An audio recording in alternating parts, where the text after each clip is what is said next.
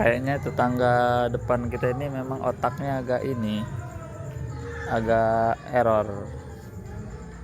Ini kan jalan ya, itu ujung tuh ditanam-tanamin pohon. Nah, ini nggak tahu punya dia bukan. Nah, ini batas. Jadi sampah itu kemarin disapu, ini sapu lagi nih kesini nih, ngajak berantem bener memang ibu yang punya rumah ini. Nah itu jalan masuk ini jalan masuk ini ya, ada pot. Dulu sempat izin buat dipinggirin, tapi katanya biar